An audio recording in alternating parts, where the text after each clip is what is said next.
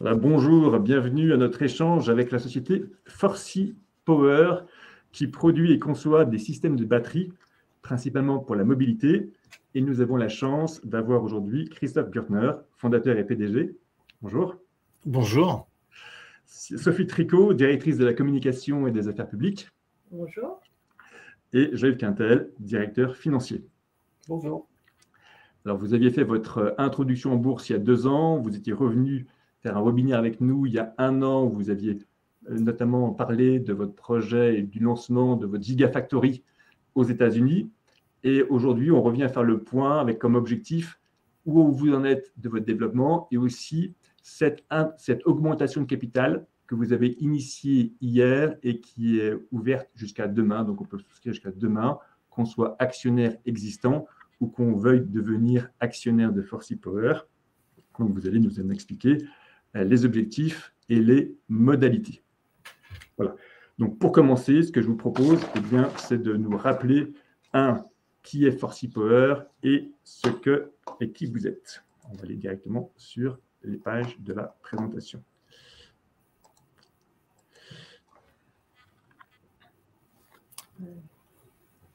Alors, merci beaucoup. Bonjour à tous. Merci d'être nombreux ce matin pour cette présentation de Forsee Power pour notre actualité. Donc, comme Jean-Baptiste Barbier vient de le présenter, nous sommes aujourd'hui 3 autour de la table pour vous informer de cette actualité. Donc, à mes côtés, Christophe Gürtner, président et fondateur de la société. Sophie Tricot, qui est vice-présidente affaires publiques de la société, et Jean-Yves Cantel, directeur financier. Alors, le défi, l'enjeu de la société, si on peut passer la page. Oui, le défi, les défis, vous les connaissez. L'enjeu, c'est bien évidemment au niveau planétaire, au niveau européen.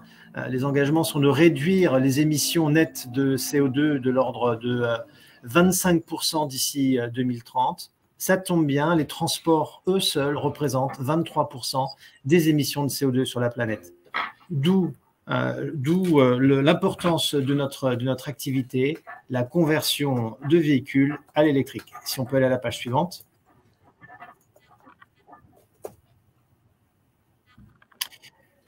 Donc, notre métier, concevoir, fabriquer des systèmes de batterie et les produire pour l'électromobilité. Donc, notre métier, c'est de développer, de fabriquer ces batteries, c'est de les vendre à des OEM, des fabricants de véhicules. Ces fabricants de véhicules vont utiliser ces batteries en première monte dans le véhicule, en seconde monte, voire ensuite en rétrofit et en marché d'après-vente, bien sûr. Et dans un deuxième temps, nous allons faire avec ces batteries également de la seconde vie pour des applications stationnaires. Donc, c'est tout un cycle de vie que nous nous assurons, de la conception jusqu'à l'usage en deuxième vie, avant bien sûr d'arriver au stade ultime qui est le recyclage des batteries. Page suivante.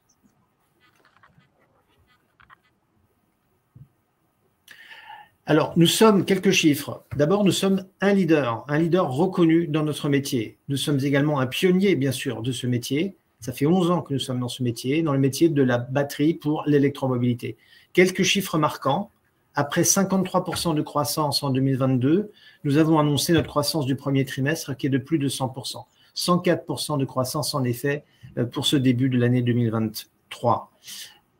En ce qui concerne les 2 marchés qui représentent l'essentiel de l'activité pour le moment, pas de l'activité de développement mais de la facturation, un, c'est le marché du bus électrique. Nous avons équipé plus de 2000 bus de nos batteries et rien que cette année, nous allons équiper plus d'1 millier de bus de nos batteries. Ce qui fait de nous le premier acteur dans ce métier-là au niveau mondial hors Chine. Ce qui fait également de nous le premier acteur au niveau mondial hors Chine pour la mobilité légère, avec plus d'une centaine de milliers de 2, 3 et petits 4 roues urbains équipés de nos batteries. Ceci grâce à nos 5 usines, nous avons une base industrielle mondiale. Ceci grâce à nos équipes de R&D, plus de 160 ingénieurs dans nos différents centres de développement. Et tout ceci également en étant un acteur reconnu du développement durable avec un classement EcoVadis Or que nous avons obtenu il y a quelques temps et qui fait de nous une des entreprises dont le classement est 2% les mieux situées sur le marché. Le marché de l'électromobilité est énorme. Il ne faut pas vouloir tout faire. Il faut se positionner sur les segments qui semblent être les meilleurs. En tout cas, le positionnement optimal pour nous est d'être sur des segments de véhicules à usage intensif. Vous le voyez, nous allons faire des segments où l'usage est intensif, où la batterie est d'une haute technicité et où le niveau d'émissions évitées est significatif. On se concentre sur le marché des véhicules lourds, par exemple le rail, les véhicules non routiers, ce qu'on appelle le off-highway, le segment du bus, sur du léger 2 roues, 3 roues, petit 4 roues, nous allons à partir du scooter jusqu'au petit 4 roues urbain. Nous travaillons également sur le segment du camion, en tout cas surtout sur les camions à usages spéciaux. Nous ne sommes pas sur 2 segments particuliers, un, les niches d'activité, spatiale, aéronautique, aérien, défense, nous n'y sommes pas. Nous ne faisons pas d'efforts particuliers sur la marine pour le moment. Le marché ne se développe pas au rythme attendu. Et enfin, sur les marchés de masse tels que l'automobile, voire certaines catégories de camions. Mais en se concentrant sur les marchés que nous avons choisis, nous avons fort à faire et c'est là que se passe notre développement. Et je passe la main à Sophie Tricot. Merci Christophe. Donc, les marchés présentés par Christophe sont vraiment stimulés par des moteurs de croissance que sont en fait les réglementations et aussi une stimulation de la demande. On a dans les zones urbaines de plus en plus de villes en fait, qui prennent position pour une mobilité 100% électrique, avec notamment Paris, par exemple. Paris, petite couronne, s'est engagé à 80% de véhicules de bus électriques d'ici à 2025. Londres est en train de remplacer au fur et à mesure sa flotte de bus pour du zéro émission, alors soit du 100% batterie, soit des véhicules à hydrogène, mais qui ont besoin de batterie également pour atteindre 100% en 2034 de la flotte. Et il y a également les gouvernements qui mettent en place des programmes en fait, en faveur du développement durable. Alors, en Europe, on a le Fit for 55 qui encourage les États membres à décarboner leurs émissions, que ce soit au niveau du transport, des bâtiments ou autres. Et au niveau américain, il y a également l'IRA, dont on a beaucoup parlé ces derniers temps, qui va en fait accompagner l'électrification des véhicules tout au long de la chaîne de valeur, donc depuis la production jusqu'à l'achat pour les consommateurs. Et on voit également que les clients sont de plus en plus en recherche de véhicules électriques. Les ventes de véhicules 100% électriques ont dépassé les ventes des véhicules hybrides. Et si on prend l'exemple de l'Europe, par exemple, sur les scooters, motos électriques, il va y avoir une croissance de 41% annuelle d'ici à 2027. Pour les véhicules électriques commerciaux légers, 45%. Donc voilà, une très, très forte demande de la part des clients finaux. Ce qui fait que si on va sur le slide suivant, on voit que Forsee Power adresse un marché de la batterie sur les segments choisis qui est à très fort potentiel. C'est quasiment 3 milliards d'euros de marché en 2022, qui va être multiplié par 5 d'ici à 2028. Donc, de très, très beaux potentiels de croissance pour Forsee Power. Pour adresser ces marchés en très forte croissance, si on va à la page suivante, Forsee Power accompagne en fait ses clients avec des solutions clés en main. On a certes des produits, donc des systèmes de batterie, de la conversion d'énergie, mais on a également beaucoup de services qu'on apporte à nos clients et qui nous différencient, avec des services qu'on apporte à nos clients suite à la vente. Donc, on va accompagner nos clients en cas de réparation, d'adaptation de la solution si nécessaire, de la formation également de nos clients. On a également tout un pôle service qui va s'adresser peut-être davantage aux opérateurs de transport, aux villes, pour concevoir en fait leurs solutions d'électrification, pour également former les villes à la batterie, à l'électrification des flottes, qui est quand même un nouveau concept dans le transport, et il faut vraiment accompagner ce changement. Et nous avons également des solutions de financement où on va pouvoir, grâce au fonds Néoté Capital créé par Forsee Power et dont Forsee Power est actionnaire aux côtés d'EDF, où on va pouvoir financer les flottes de bus électriques des villes sous forme de location, soit location batterie, véhicule ou même l'ensemble du programme d'électrification. On va regarder un petit peu plus en détail sur le slide suivant l'offre de produits de Forsee qui est vraiment très, très complète. Le fait d'être agnostique en termes de technologie va permettre à Forsee Power en fait, de concevoir des solutions de batterie, soit de haute puissance, de haute énergie ou un mix des deux.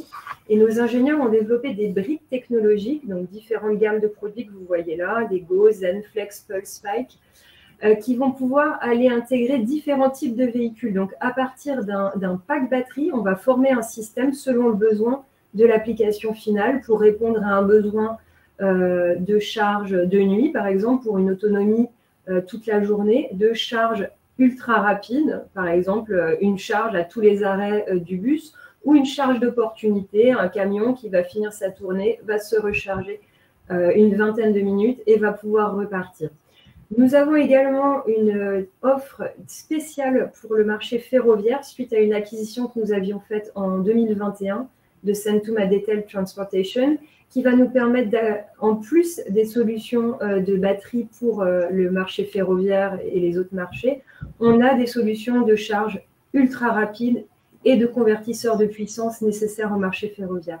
Tout ça fait qu'on a vraiment des solutions extrêmement exhaustives pour un constructeur qu'on va pouvoir accompagner sur un même type de véhicule. Il va pouvoir lui-même proposer à ses clients des solutions de charge rapide, de véhicules à hydrogène ou de charge lente. Si on regarde sur le slide suivant, toute cette force de Forsee Power, donc les produits, les services, fait qu'on a pu se positionner, comme l'a expliqué Christophe, notamment sur deux marchés, le bus et la mobilité légère, comme le premier acteur hors de Chine. Donc, c'est une vraie force. Il y a des références qu'on vous présente ici. Alors, on ne peut pas toutes les présenter parce que certaines sont confidentielles, mais on accompagne Wrightbus, Elias, Iveco, Caetano, Alstom sur le marché du bus, mais également Vanul Kipe que nous avons annoncé en début d'année. Une référence qui est très marquante, c'est CRRC. CRRC, c'est le leader mondial du train.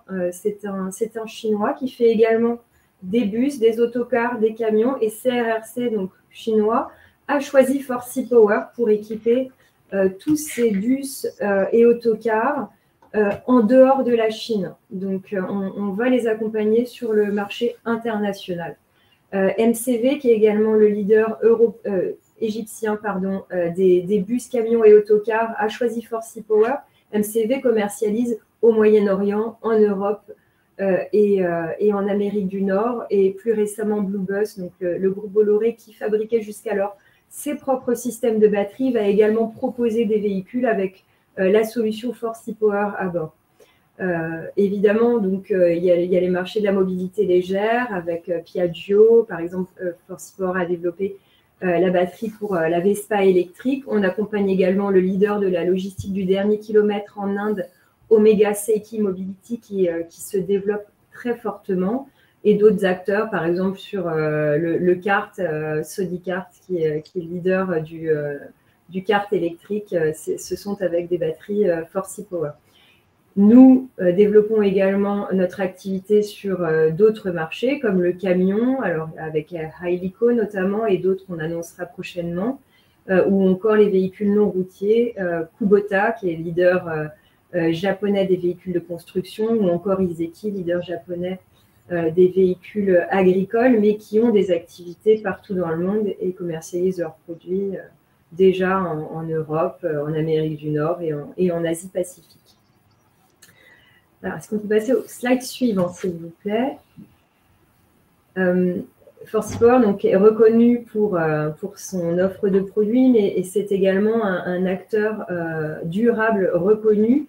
Nous avons obtenu récemment la médaille d'or EcoVadis, qui nous place en fait parmi les 2% des entreprises du secteur de la batterie en performance de développement durable. Donc, c'est une vraie reconnaissance, notamment pour nos clients, et nous poursuivons nos efforts autour des thèmes sociaux, environnementaux et de gouvernance pour faire de Forsee Power un partenaire privilégié à la fois pour nos clients, pour les clients de nos clients, pour nos collaborateurs, c'est très important, et pour nos fournisseurs. Suivante. Oui, la page suivante. Non, tout à fait. Et donc, pour proposer des solutions innovantes à nos clients, la force de recherche et développement est indispensable. Et on a vraiment une organisation internationale très forte pour la R&D, collaborative, avec des grands centres de développement. En France, on a donc le centre principal qui est à Paris. On a également des laboratoires à Poitiers et un centre à Lyon spécialisé pour le marché ferroviaire. En Chine, nous avons un centre qui est divisé en deux parties, un centre dédié aux véhicules légers, un autre aux véhicules lourds. Et donc, la force de R&D de Forsy Power, c'est plus de 160 ingénieurs qui développent tous les jours les batteries de demain, mais aussi à plus long terme, toujours à la recherche en fait, des dernières innovations pour accompagner l'électrification des mobilités. Sur le slide suivant, on voit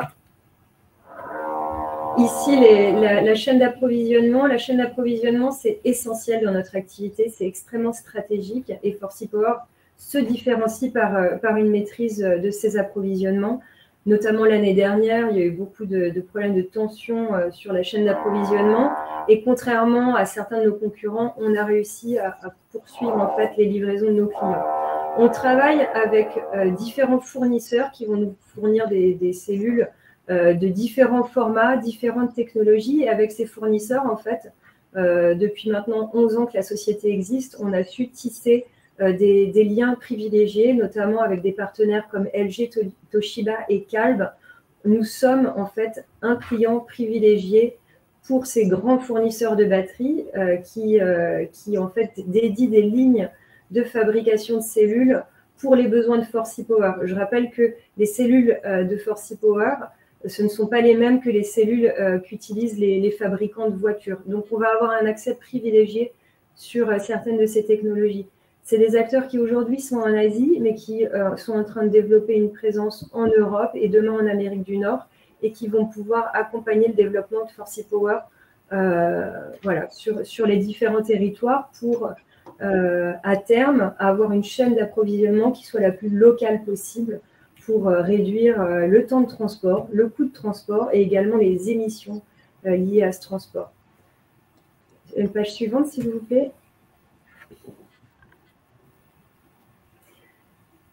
Et une autre force de Forsy Power, c'est son empreinte industrielle mondiale qui est unique. Aujourd'hui, on est le seul acteur sur nos marchés à proposer une présence en Asie-Pacifique, en Europe et aux États-Unis pour couvrir les Amériques de manière générale. Nous avons une usine vitrine à Poitiers qui fabrique des systèmes de batterie pour la mobilité lourde, plus de 15 000 m² dans une usine complète toute neuve. On a également un pôle en Asie-Pacifique. On vient d'agrandir nos espaces de production en Chine pour servir toute la zone Asie-Pacifique. Nous avons une usine en Inde que nous avons montée pour servir le marché indien qui en fait conditionnait les subventions locales pour passer à l'électromobilité à une production locale. Et nous venons d'installer en 2022 une usine aux États-Unis. Alors, on l'avait annoncé avant l'IRA qui a été lancé. Donc, pour nous, l'IRA, c'est vraiment un bonus par rapport à cette démarche. Et on va pouvoir proposer aux États-Unis également des solutions de mobilité lourde, mobilité légère. On est en train de développer une usine qui est à l'image de notre usine en Europe. Et en fait, sur l'ensemble de nos usines, que ce soit en Asie-Pacifique, en Europe ou aux États-Unis, on duplique nos lignes de production, ce qui fait qu'on va pouvoir accompagner un même client. Si on prend l'exemple de Kubota, par exemple, Kubota, on va pouvoir fabriquer en Chine, à Poitiers ou à Columbus, un même système de batterie pour être au plus près, en fait, de l'intégration dans les châssis de Kubota pour vendre ensuite aux marchés locaux. Slide suivant, s'il vous plaît. Il y avait une question sur l'usine américaine. Quand est-ce qu'elle va commencer à entrer en production? Alors, si vous passez au slide suivant, vous allez avoir la réponse. Ah, super, voilà, très bien. La question était bonne et la réponse est là. Donc, en fait, l'usine américaine, donc, elle existe, hein, l'usine. On est en train actuellement de l'adapter à notre activité. On va démarrer les opérations fin 2023. On est justement, ça a pris un petit peu plus de temps que prévu initialement parce qu'en fait, on est en train de développer des nouvelles lignes de production qui sont les mêmes pour l'Europe, l'Asie-Pacifique et les États-Unis. Et donc, on va pouvoir vraiment optimiser le démarrage de la production sur le sol américain. On est actuellement en train de constituer les équipes, on a un plan de recrutement qui est en marche et on est accompagné évidemment par nos partenaires, donc l'État de l'Ohio, la région de Columbus, et également la ville, pour vraiment développer cette empreinte industrielle très forte à Columbus en Ohio. Au niveau du développement commercial, on a également beaucoup de projets en cours. On a annoncé, Christophe en parlera tout à l'heure, un nouveau partenariat avec Maxion, un des leaders mondiaux des structures de véhicules lourds et leader mondial des roues de véhicules, qui va nous permettre de travailler. Alors, on peut repasser, il le couvrira après. Si on peut juste revenir sur le slide d'avant, je finis sur les États-Unis. Donc voilà, beaucoup de projets commerciaux. On est également pas mal impliqué dans le développement de l'industrie locale aux États-Unis. Donc tout ça pour servir en fait un marché qui est en très très forte croissance, et on va pouvoir bénéficier en plus de l'IRA, qui n'était pas forcément dans nos plans initiaux, mais avec des subventions en fait liées à la production locale. Donc c'est 10 $ de subvention par kilowattheure produit. C'est également un accompagnement pour adapter le site de production. Voilà, une base industrielle aux États-Unis qui va se développer très très rapidement. Je repasse la main à Christophe.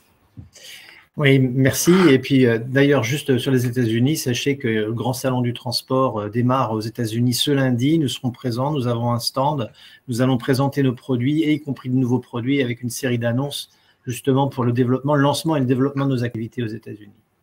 Mais maintenant, de manière plus globale, au-delà des États-Unis, notre stratégie, et c'est notre positionnement clair depuis le début, ce n'est pas juste d'apporter un produit, mais c'est d'apporter une solution clé en main à nos clients. Apporter une solution clé en main à nos clients veut dire développer, fabriquer des systèmes de batterie, mais également avoir un certain nombre de partenaires qui nous permettent d'aller plus loin dans le véhicule et de solutionner différents problèmes. Solutionner des problèmes, alors bien sûr des problèmes commerciaux grâce au réseau Mitsui dans le monde entier, résoudre des problèmes également pour les clients qui travaillent sur l'hydrogène grâce à notre partenariat avec Ballard, apporter des solutions de financement avec Neote Capital, dont nous détenons 50% du capital, ce fonds d'investissement, et puis bien sûr aller encore plus loin, parce qu'aujourd'hui les véhicules électriques, de plus en plus la batterie s'intègre dans le châssis et dans la structure du véhicule, d'où c'est quelque chose de préparé depuis un bout de temps, d'où ce partenariat avec le groupe Yoshpe Maxion. Yoshpe Maxion, c'est dans une autre catégorie de produits, le leader mondial des roues.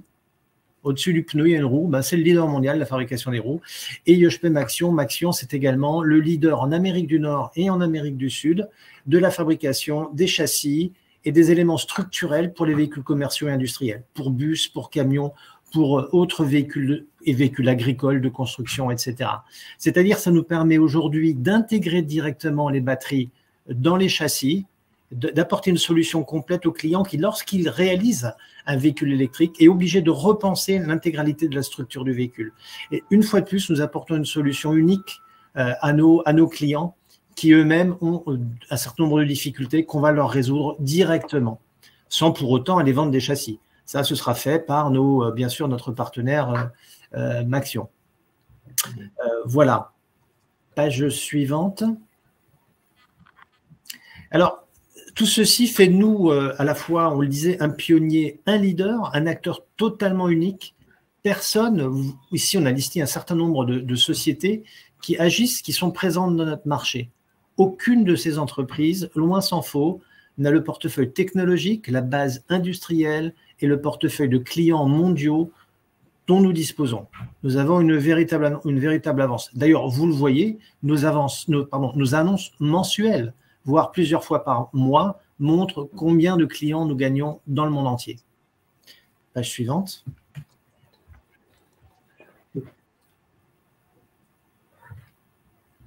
Est-ce qu'on peut passer à la page suivante? Oui, elle arrive. Elle a quelques secondes d'initiation. D'accord. Donc, des chiffres clés qui illustrent en quelque sorte le tableau concurrentiel industriel et de marché qui vous a été présenté auparavant. Donc, plutôt des chiffres, de très beaux chiffres. Un carnet de commandes en très forte augmentation, à plus 40% en ce début d'année.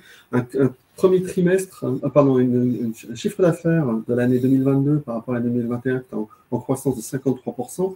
Et un premier trimestre 2023 à plus 104%. quand il est comparé au premier trimestre 2022. Donc, un très, très fort taux de croissance pour une entreprise de tech industrielle comme nous. En matière d'EBITDA, on voit vraiment une très forte amélioration de l'EBITDA ajusté 2022 par rapport à celui de 2021, avec 7%, 700 points de base d'augmentation de ce ratio. Le revenu net également en augmentation de 15%. Et une métrique qu'on suit beaucoup, un cash flow brut d'exploitation qui s'améliore de 5%, 500 points de base, exprimé en pourcentage du chiffre d'affaires. À la fin 2022, nous avions 41 millions d'euros de liquidités disponibles, c'est-à-dire cash plus les lignes de tirage à notre main. Donc une position de cash qui, à la fin 2022, était confortable. Page suivante. Alors, une croissance qui, on fait le pari, va continuer à croître en 2023. Je le disais, donc un carnet de commandes qui s'élève déjà à 154 millions tout début avril 2023. Alors, ce carnet de commandes, ce sont les commandes fermes confirmées par les clients, qu'elles aient été déjà faites, remplies, ou qu'elles soient encore à remplir d'ici au 31/12/2023. On voit une croissance qui est équilibrée entre les deux segments. Il y a une forte croissance effectivement sur les véhicules lourds, mais également une croissance très saine sur les véhicules légers, donc un mix produit qui est intéressant. Vous l'avez vu, vous voyez la cible, c'est ce trait rouge. Avec ces 154 millions, on est relativement confiant de pouvoir atteindre cette guidance qu'on a donnée au marché d'un chiffre d'affaires 2023 de plus de 160 millions. Page suivante.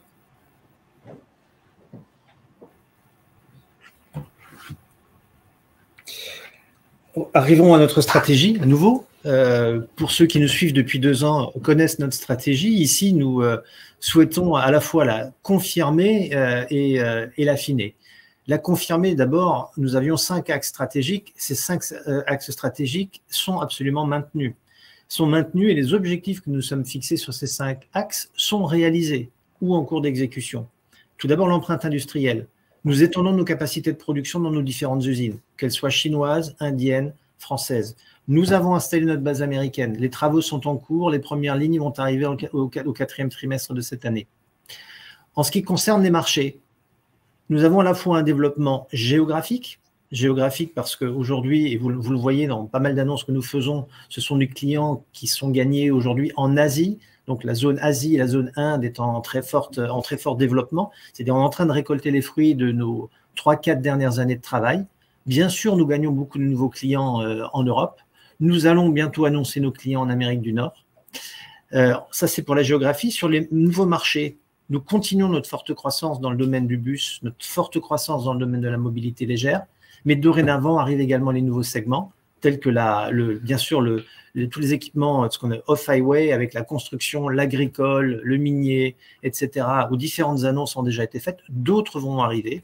Et bien sûr, le domaine du ferroviaire, où également nous sommes en train de nous développer de façon significative. La base clientèle, elle explose. Elle explose en Europe, en Asie et sur les autres continents. Donc, tous ces critères-là, tous ces objectifs-là stratégiques sont pleinement remplis. Au niveau technologique, c'est évident que vous avez vu un quart de nos dépenses sont des dépenses de R&D. Nous continuons notre effort, nous nous renforçons, nous lançons de nouveaux produits, de nouvelles technologies, nous en annonçons régulièrement, nous allons encore en annoncer bientôt et nous ne relâcherons pas cet effort. Et enfin, bien sûr, notre offre de services et de solutions complètes. Nous développons les produits, nous les fabriquons. Lorsque nous vendons le produit, nous accompagnons le client pour l'intégration, toute la durée de vie du produit, plus la maintenance du produit, plus le financement du produit, plus le monitoring du produit. C'est-à-dire qu'un client qui travaille avec Forsee Power a un accompagnement global pendant toute la durée de vie de son véhicule électrique. Page suivante. Alors, pour illustrer encore une fois par des chiffres ce qui vient d'être dit sur la stratégie de l'entreprise, donc tout début avril, nous avons mis à jour la guidance et les objectifs financiers que nous communiquerons au marché avec 3 chiffres importants en matière de chiffre d'affaires. Donc, on a dit un chiffre d'affaires de 2023 de plus de 160 millions, 2024 de plus de 235 millions, donc on voit encore une très forte augmentation du chiffre d'affaires en 2024, et à terme étant dans 5 ans, un objectif à 5 ans, un chiffre d'affaires de plus de 850 millions pour le groupe. Donc, on voit pour toutes les années à venir, dans l'horizon du business plan, une forte croissance de ce chiffre d'affaires. En ce qui concerne la rentabilité, on prévoit une augmentation significative de la rentabilité, une réduction des pertes, si vous voulez, de la rentabilité en 2024, et à terme, une rentabilité, un EBITDA ajusté, qui est la métrique que nous avons retenue, de 15% en 2028. Est-ce que vous pouvez juste rappeler le chiffre d'affaires en 2022? Le chiffre d'affaires 2022, il était de 111 millions. Ouais. Merci. Vous voyez donc une croissance tout à fait importante. Et cela, en fait, drivé par cette capacité en gigawattheure, qui est vraiment une métrique industrielle intéressante à suivre. On passe de 4 en 2023 à 13 en 2028. Alors, comment est-ce qu'il s'explique ce taux de croissance? C'est des nouvelles géographies. Le Japon, l'Inde, l'Asie-Pacifique, le Brésil, les États-Unis avec notre nouvelle usine. De nouveaux segments de marché, notamment le off-highway, mais également le camion, on en a parlé, et le rail, sur lequel on a une position industrielle de plus en plus forte. Des gains de part de marché dans les bus, un segment qui connaît une très forte croissance en ce moment, et les véhicules légers, les LEV. Au-delà de 2028, toujours une forte croissance, qui n'est pas mesurée ici, qui est estimée ici en tout cas, une forte croissance de nos activités, toujours tirée par le développement de l'électromobilité. Sur ces principaux marchés, une tendance de fond qu'on voit pour de nombreuses années, comme Sophie l'avait illustré tout à l'heure. Et l'amélioration des marges, en fait, elle est assez fondamentale, elle est relativement facile à comprendre dans un contexte industriel qui est le nôtre, qui est l'absorption des coûts fixes par des marges industrielles de plus en plus, des volumes industriels de plus en plus importants. Donc, je l'ai dit, forte amélioration prévue en 2023. L'EBITDA ajusté atteint l'année prochaine, dès 2024, et un EBITDA ajusté que l'on estime à 15% à l'horizon 2024. Pour cela, donc, nous avons annoncé cette augmentation de capital. Vous voyez ici ce que nous comptons faire des sommes que nous devons construire. C'est relativement équilibré. Hein. C'est de l'innovation, c'est-à-dire la R&D, pour 15 millions, pour 15 millions, du déploiement industriel pour 20 millions et 15 millions pour ce qu'on appelle les General Corporate Purposes, c'est-à-dire l'usage un peu global sur les coûts fixes de l'entreprise pour soutenir les activités de R&D, les activités de production. Page suivante. Alors, quelques points clés pour finir cette première partie de présentation. Tout d'abord, nous sommes Forsee Power, nous sommes aujourd'hui dans notre métier, dans notre industrie, un leader reconnu au niveau mondial dans l'activité de la batterie pour l'électromobilité. Nous sommes également une entreprise unique dans la mesure où nous avons des capacités industrielles très significatives, très en avance, qui sont capables d'absorber notre croissance, et ces capacités industrielles sont présentes dans le monde entier, sur les différents continents clés. Nous sommes également un acteur reconnu dans le domaine du développement durable avec des actions tangibles et bien sûr une reconnaissance au travers d'un certain nombre d'awards, de médailles ou de certificats. Nous avons au niveau global une équipe de direction solide et expérimentée, mais nous avons également une base actionnariale extrêmement solide. Nous avons des partenaires stratégiques et actionnaires tels que bien sûr les groupes Mitsui, les groupes Ballard, le groupe Maxion, qui sont d'un appui unique et inégalé pour une entreprise comme la nôtre. Et enfin, et c'est important, nous sommes en route de façon accélérée et solide vers une croissance rentable. Voilà, je vous remercie, ça c'était la première partie de notre présentation et bien sûr, nous sommes à votre disposition pour répondre à vos questions. Effectivement, il y a pas mal de questions. Alors, c'est vrai qu'il y avait beaucoup de questions au début sur la zone géographique ou le positionnement et les différents segments. Je pense que vous avez plutôt couvert ces points-là. Une question aussi importante, c'était sur l'approvisionnement minier. Donc, tout le monde parle de lithium. Est-ce que c'est une chose qui vous impacte beaucoup? Non, du tout. En fait, il n'y a pas de, contrairement à ce qui est communément entendu sur les marchés, il n'y a pas de pénurie de matières premières dans l'ensemble des matières premières qui constituent nos produits. La difficulté, elle vient plutôt du fait de la construction de l'industrie de transformation et de l'industrie de fabrication des accumulateurs. C'est-à-dire, c'est la vitesse à laquelle les usines se mettent en place pour, un, transformer ces matières premières, deux, fabriquer des accumulateurs, et ensuite nous fournir. Mais on n'a pas de pénurie visible sur nos matières premières. On n'en a pas eu l'année dernière, on n'en a pas de prévu pour les années qui viennent. On a eu l'année dernière plutôt une augmentation des coûts des matières, mais cette augmentation des coûts des matières ne signifie pas une pénurie. D'accord. Avant de passer aux questions financières, parce qu'il y en a beaucoup, est-ce que on va passer quelques éléments sur la structure, hein, le poids de la masse salariale, combien de collaborateurs dans le groupe? Oui, on a à peu près 650 salariés dans le groupe, dont à peu près la moitié en Europe et la deuxième moitié, grosso modo, sur toute la zone Asie-Pacifique, hein, c'est-à-dire entre la Chine, l'Inde et quelques équipes à Singapour, au Japon, etc. Et puis là, on est en train de recruter, bien sûr, sur l'Amérique du Nord. La masse salariale, c'est grosso modo 2 tiers, un petit peu plus de 2 tiers, je crois, de nos coûts fixes, hein, Jean-Yves. Ouais, c'est à peu près ça. D'accord. Quel est votre positionnement par rapport au développement de la motorisation à partir de l'hydrogène? Écoutez, d'abord, le domaine de l'hydrogène est un domaine que nous connaissons très bien. Hein. Nous sommes partenaires du leader mondial des systèmes des piles à combustible pour véhicules lourds, le groupe canadien Ballard. Nous travaillons ensemble tous les jours. Nos équipes de R&D et commerciales travaillent en permanence ensemble. Donc, on fait des systèmes de batterie pour essayer d'optimiser le fonctionnement des véhicules à hydrogène.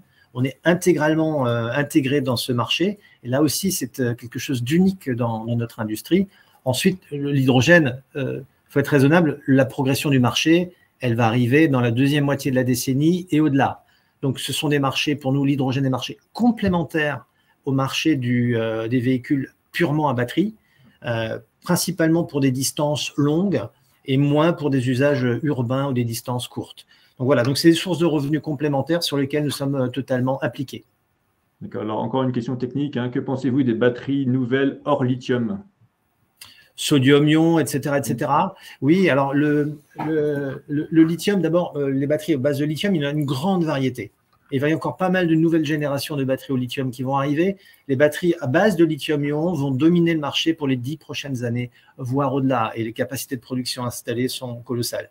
Ces technologies vont évoluer. Ensuite, on va avoir du lithium qu'on va appeler solid state, à état solide, qui sont d'autres variantes qui vont arriver sur le marché et qui vont commencer à s'établir à partir du fin de la décennie et au-delà. Bien sûr, c'est les produits sur lesquels nous travaillons avec des partenaires.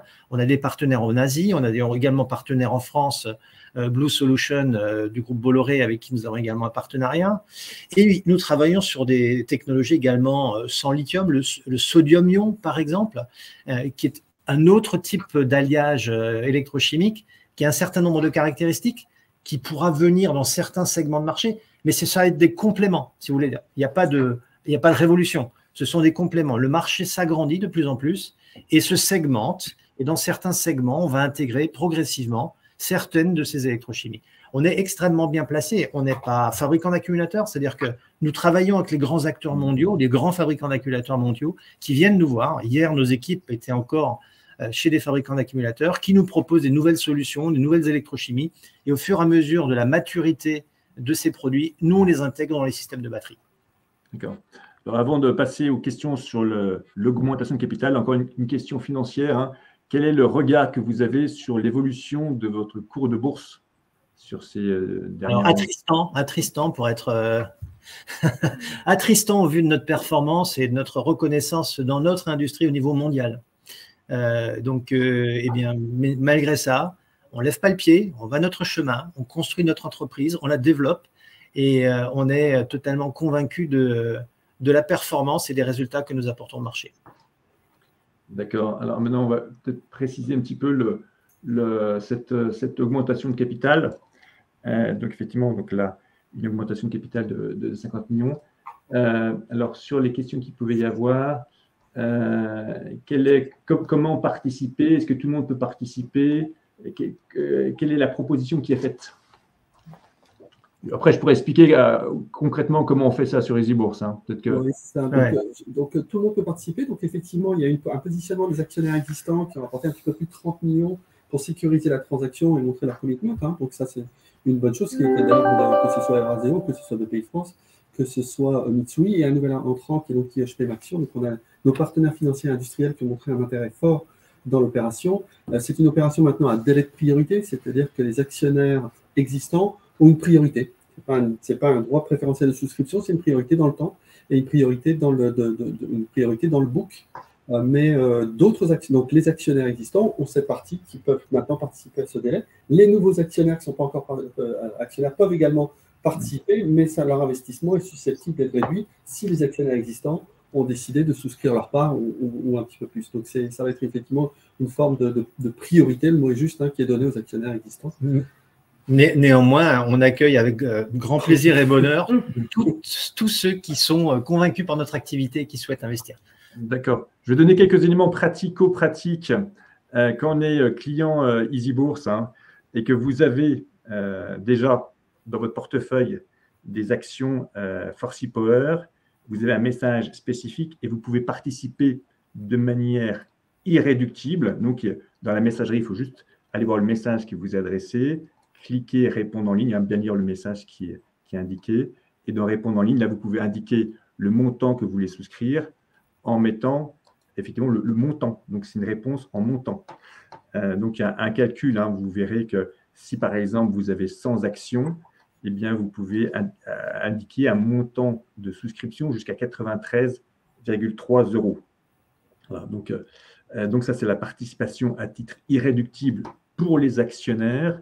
Et si vous n'êtes pas actionnaire ou si vous êtes actionnaire et que vous voulez plus que cette quote-part d'action, eh bien, il y a aussi un message qui est adressé pour le coup à tous les clients.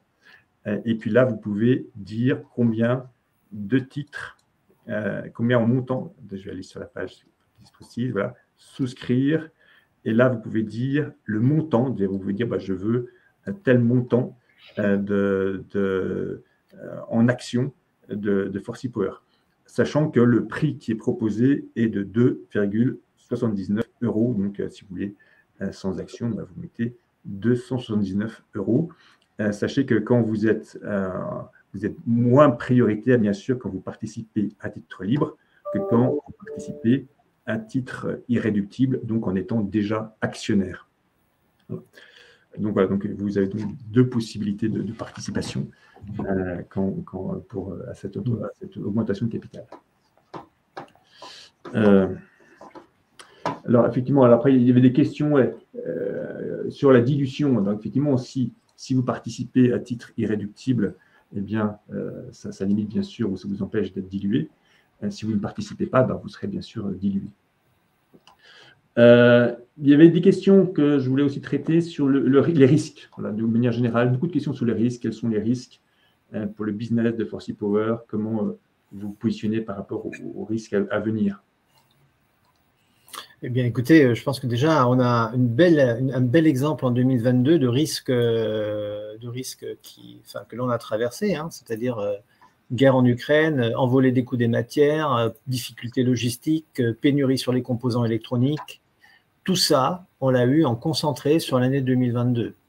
Donc, effectivement, en 2022, on n'a pas réussi à déployer notre stratégie de façon exactement comme on l'a prévu. Néanmoins, et on est la seule entreprise dans notre industrie à avoir réussi cette performance. On a traversé l'année sans aucune rupture chez nos clients, avec une forte croissance de notre activité et avec une amélioration de notre performance financière.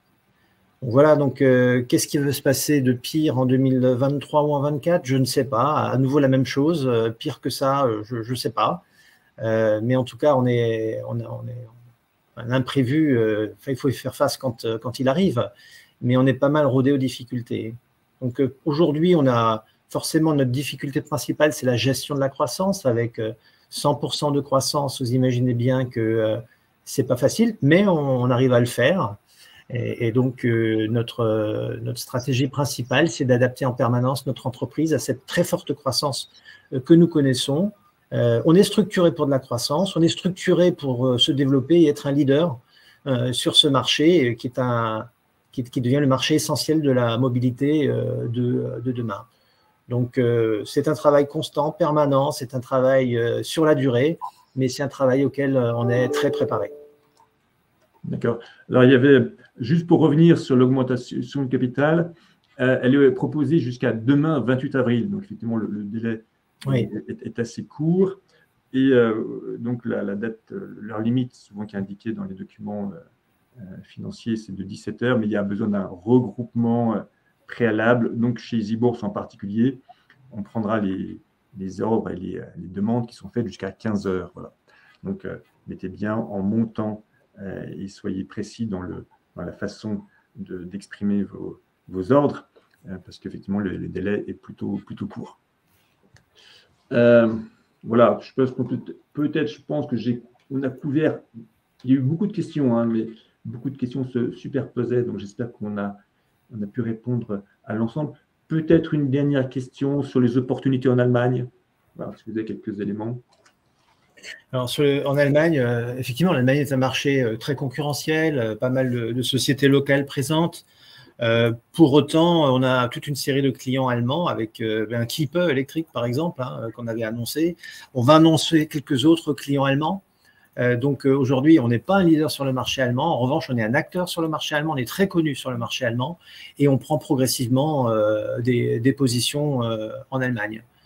On a un développement probablement plus fort sur l'axe Europe de l'Ouest, c'est-à-dire Angleterre, Benelux, Espagne, Italie, France, bien sûr, que sur l'Allemagne. Quoique, je vous dis, ça se développe. Et puis un peu plus à l'est de l'Allemagne, on est en train de prendre un certain nombre de positions assez significatives. D'accord. Peut-être une dernière question sur votre valorisation boursière par rapport à vos principaux concurrents. Rappelez-nous peut-être, dans votre schéma concurrentiel, qui sont vos principaux concurrents les plus proches? Alors, en Europe, il n'y a pas de concurrents réellement cotés. Aujourd'hui, on a des concurrents aux États-Unis qui sont cotés et qui ne sont pas totalement comparables. En général, les valeurs aux États-Unis sont très supérieures aux nôtres, même lorsque les performances sont très inférieures aux nôtres. Donc, si vous voulez, c'est un peu un décalage entre nous, entreprises européennes, et notre concurrence asiatique, américaine, qui performe beaucoup, beaucoup moins que nous, mais qui sont sur des marchés où les valorisations sont nettement plus importantes. C'est comme ça, voilà. Mais d'un autre côté, on travaille, on est moins dépensier, on est plus gestionnaire, et ça nous permet d'avancer de façon beaucoup plus solide que beaucoup de sociétés qui font des grands effets, des grandes annonces et qui ne sont pas forcément très durables. Très bien. Alors, juste dernière question, où vous êtes situé exactement, votre siège? Et ici, à Paris, Porte d'Ivry. D'accord, très bien. Donc là, vous êtes à Paris. Parfait. Eh bien, écoutez, je pense qu'on a couvert. Déjà, merci beaucoup à vous et merci beaucoup à tous les participants qui ont posé beaucoup de questions, qui ont été nombreux. Et puis, voilà, je pense qu'on a à peu près couvert l'ensemble des choses. Je vous laisse le mot de la fin. Et j'en profite pour dire très bonne journée à tout le monde. Le dernier mot de la fin pour vos actionnaires existants et vos futurs actionnaires qui vont vous rejoindre à l'occasion de cette augmentation de capital. Eh bien, écoutez, d'abord, merci d'être nombreux sur ce webinaire aujourd'hui. Nous, on est ravis d'accueillir de nouveaux actionnaires. On veut convaincre les existants, on veut convaincre les nouveaux. Et nous ne sommes qu'au début de notre histoire. Donc, bienvenue chez Forsy Power. Merci à tous. Bonne journée. Merci. Au revoir.